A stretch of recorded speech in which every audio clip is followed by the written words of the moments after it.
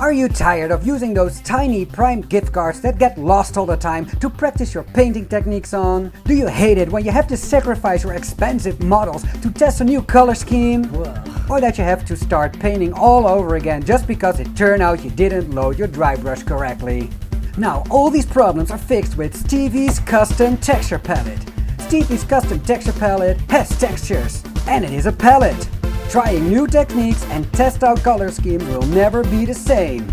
Your blends will be smoother, your plans will be cooler, and your game will be upped.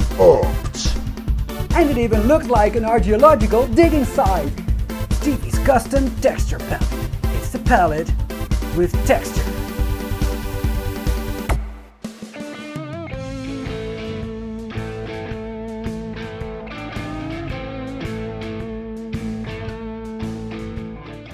I love to learn new techniques, and experimenting is a big part of that. Ooh, what does this button do? Therefore, whenever I come across something new, I tend to buy it and try it out and test whether I can use it in my hobby or not. That's why I ended up with quite a collection of paints, brushes, putties, cutting mats, resins, specialized tools, an entire hobby desk and palettes. I declare bankruptcy! But I also discovered a lot of new stuff that actually helped me improve my techniques. And one of those successes was the Artist's Opus texture palette. But Stevie's, what is a texture palette? Well, basically it's a dry palette with texture. It's a very useful tool for loading your dry brush, checking the paint load on your brush, practicing new painting techniques, trying out different color schemes, so you don't have to waste any plastic spoons or a green army man anymore. What?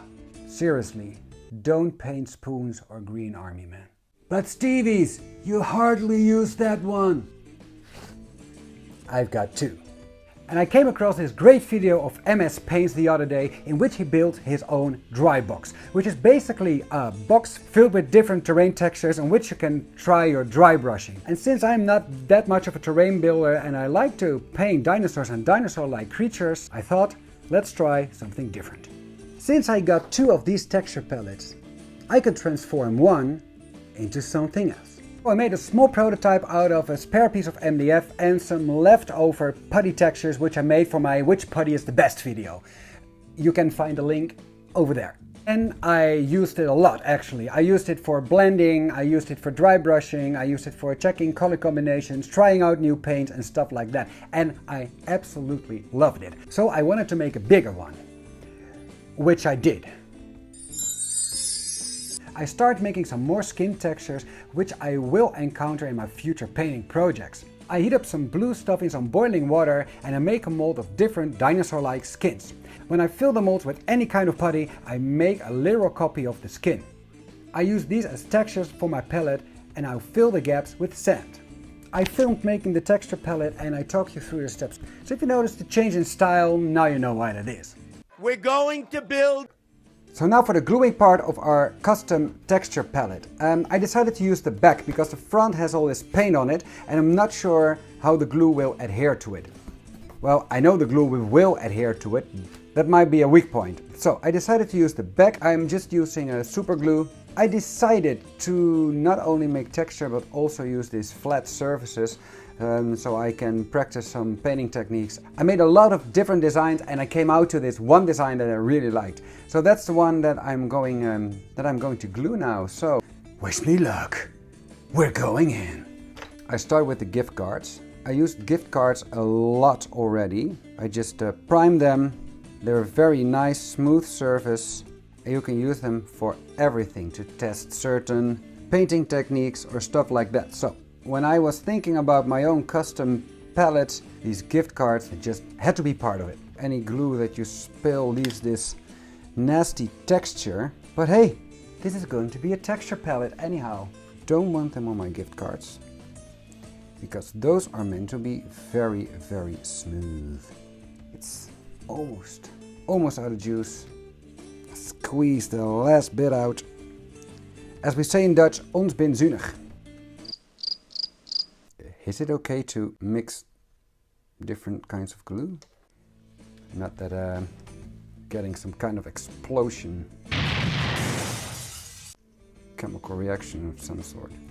Call me old-fashioned, but I've got this no explosion in the house policy. I'm just that kind of guy. Perhaps I should have used hot glue instead. Almost out of this first. Let's see if this works. Or that I'm just sticking two pieces together now. Like that.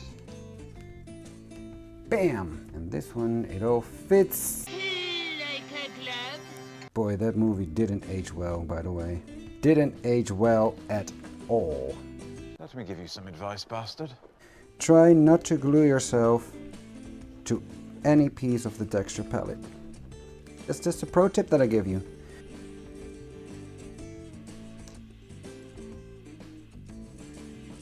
Oh no, I glued it together.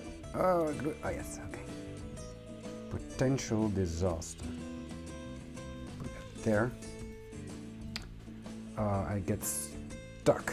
I warned you guys about it, right? Try not to glue yourself to any piece of the texture palette. And now look at my hands. It went so well for so long. It all went wrong with those two pieces together. Oh no, I glued it together. That's when, I wanted to say shit hit the fan, but actually that is when glue hit the skin. Ta-da! Next! This is the green stuff that's nearest expiration date. You see it's starting to discolor on the side. It is the old version where the two parts still meet. So I have to cut out the middle part because that's starting to cure a bit. And let's see what I'm going to use it for. Safety first.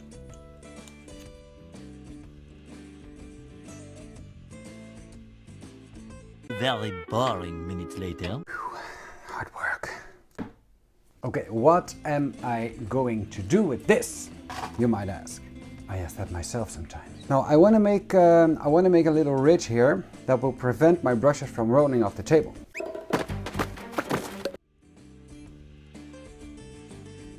I take a few drops of super glue.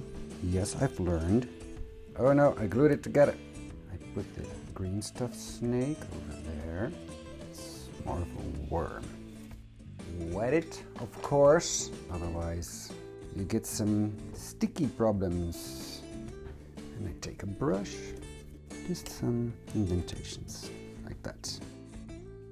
Just in case I want to hold 27 brushes at the same time. And now I just let this dry. I let this cure for a few hours. Or not, this will cure anyway, so next part! Okay, I like where this is going. Well, for this next part, I just take a little PVA glue, a lot actually, and two different kinds of sand, Pringles lid, a spoon and a brush I absolutely don't care about at all. Couldn't care less, it's a means to an end. And of course, water. What I'm going to do, I'm going to cover the empty spaces with PVA, like that. Putting the PVA in between all the nooks and crannies is what it's called, I think, in English. And this is why I use a brush that I don't care about, because I got a feeling that most brushes don't like being covered with PVA. Not sure, I can't prove it or anything. I don't speak brush. Anywhere where there's PVA, I'm going to put sand. Okay, here we go. Now it's just mixing and matching the different sizes where you want it. I think it's best if I put the smaller grain on the edges, because I do not want to hurt myself by... And on we go. Repeat the process. Nice and thick coat of PVA. I suspect it's a bit overkill though, because I put a lot of PVA in there. Oh God, it's everywhere! So if you don't mind dirty hands, you can remove some of the PVA from the textures that you made on the putty. Otherwise there will be a lot of sand on that as well. And well, I didn't make those textures to cover them up with sand in the end. You can put anything you want in there, by the way. You can do anything that makes you happy. On my prototype I used cork as well, but that tends to wear down, so that's why I don't use cork on this one. Now I got almost everything covered in sand and different textures. Hammer time! I'm doing this, so the PVA really is mixing with the sand, so all the putty textures are embedded.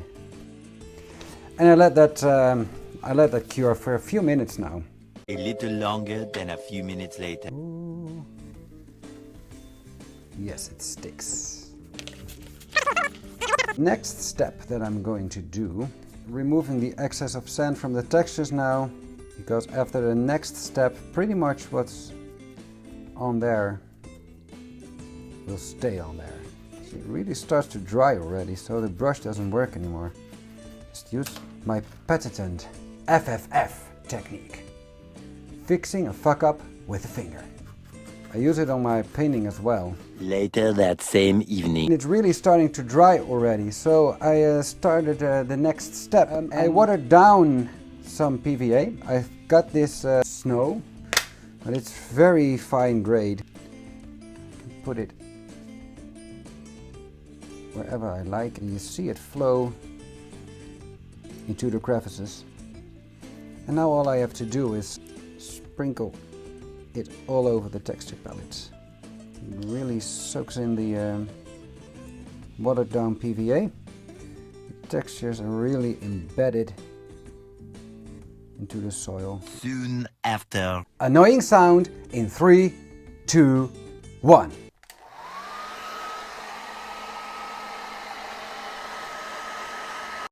Whew, that really was annoying. I take an old toothbrush. Everything that's not meant to be on the texture palette just comes right off. Eventually. Final step of today. Taking a small cup, putting PVA in there, a bit of water. And now I'm going to use what's it called in English? We call it a pipette. Pipette. See, where there's any capillary activity possible, the watered down PVA will sink into it. My goal here is to really seal the sand that is on there.